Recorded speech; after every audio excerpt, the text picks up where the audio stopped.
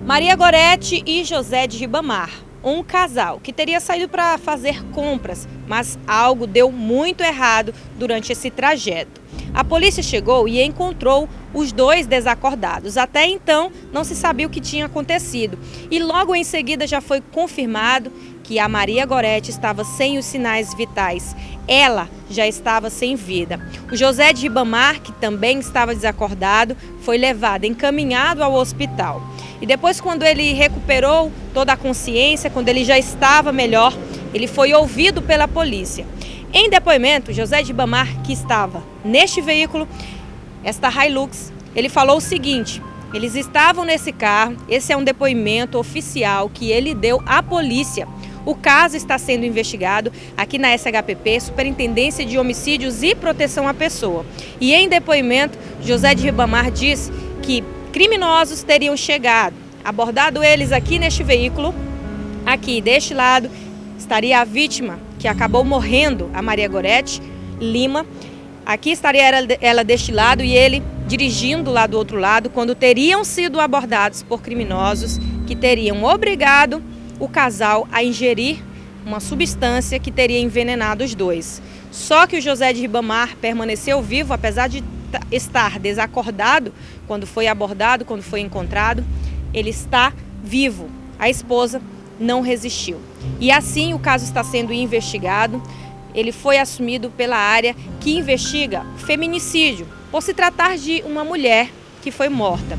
A delegada ainda está em diligências para descobrir essa versão, para ver no local também se tem imagens, se tem câmeras, para confirmar tudo isso. E aí aqui ele foi ouvido, ele já foi encaminhado ao IML e também, a partir de agora, a polícia vai juntar todas as peças para saber o que de fato aconteceu dentro desse veículo. Se criminosos de fato invadiram o veículo no intuito de roubar. Esse carro ele já foi periciado e este laudo também vai servir como prova dentro das investigações. Maria Gorete Lima dos Santos tinha 59 anos de idade. Em áudio, a delegada que investiga o caso diz que a linha de investigação é feminicídio. A busca é pela autoria do crime. Estamos investigando a morte da dona Gorete. Estamos utilizando o protocolo do feminicídio, porque toda morte violenta de mulher tem que ser investigada como se feminicídio fosse. E no decorrer da investigação a gente vai confirmar ou descartar a hipótese, mas por enquanto não há que se falar em identificação de suspeitos. Ainda está em investigação mesmo. Não, só dá para saber a causa da morte depois do exame. O corpo de Maria Gorete foi trazido na madrugada aqui para o IML, onde há um trabalho da Polícia Técnico-Científica. Aqui também esteve o José de Ribamar, o esposo dela de 61 anos de idade, já que em depoimento à polícia ele disse que tanto ele quanto ela acabaram ingerindo uma substância que teria envenenado os dois. Os exames feitos no IML vão fornecer bases técnicas em medicina legal. Esses exames feitos em José de Ribamar serão analisados no Instituto Laboratorial de Análise Forense. A gente sabe que é uma investigação inicial, existe também ali um sigilo até de informações com relação a isso, mas existe também aquela informação que pode ser dada, nesse caso em específico, existe uma investigação de envenenamento. Como é que é o trabalho do IML nesse sentido?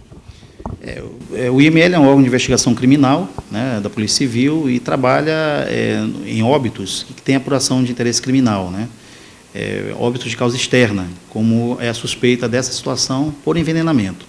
Então, o corpo da dona Maria Gorete deu entrada aqui no IML na madrugada, foi examinado, foi realizado o exame necroscópico cadavérico, e nesse exame é feito o exame externo da superfície corporal e é feito o exame interno das cavidades, buscando-se a causa do óbito.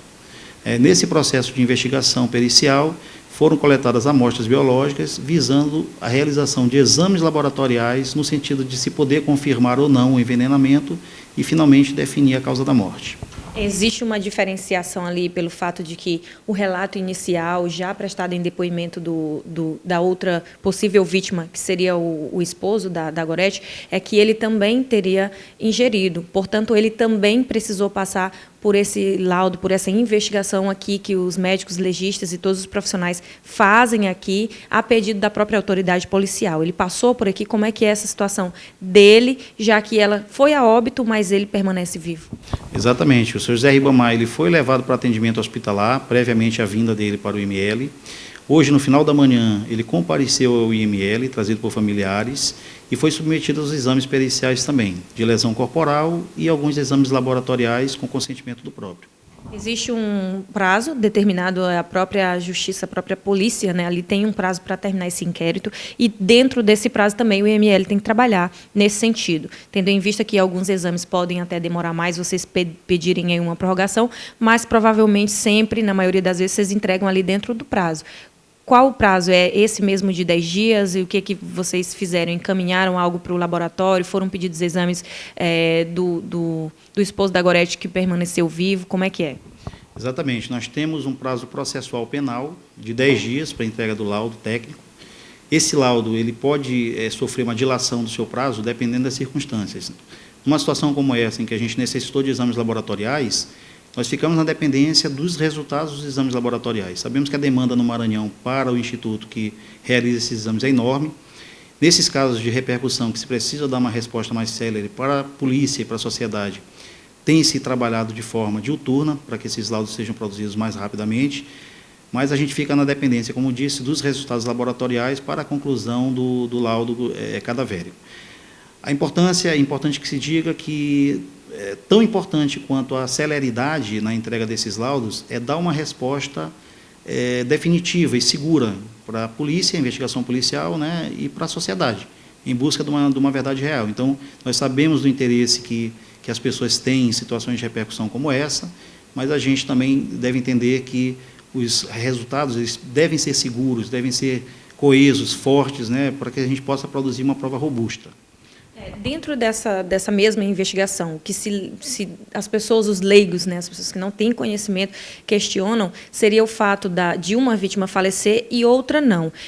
Se tem como, basicamente, de uma forma simples até explicar isso, tendo em vista que você falou que cada corpo reage de uma maneira, tem a questão da dose, tem a questão do sexo. Então, assim, existem vários elementos que vocês reúnem para delimitar e para, com segurança, dizer e até mesmo explicar uma situação como esta. É isso que acontece?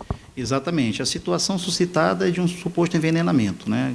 Foi dado a essas pessoas uma substância, possivelmente veneno, que teria provocado a morte da dona Maria Gorete e que teria levado ao hospital o senhor José Ribamar, né? Essas substâncias elas realmente agem de forma diferente nos organismos, dependendo do sexo, da idade, da dose que foi dada para cada uma, do tipo de substância, do estado de saúde, da compleição física, do volume corporal. São vários elementos, né, muitas variáveis que influenciam nisso. Os exames que foram feitos no sentido de se detectar a presença dessas substâncias inicialmente e, no segundo momento, se traçar um paralelo do tipo de substância que foi utilizado e os efeitos potenciais e que realmente aconteceram no organismo de cada um em caso de detecção dessas substâncias.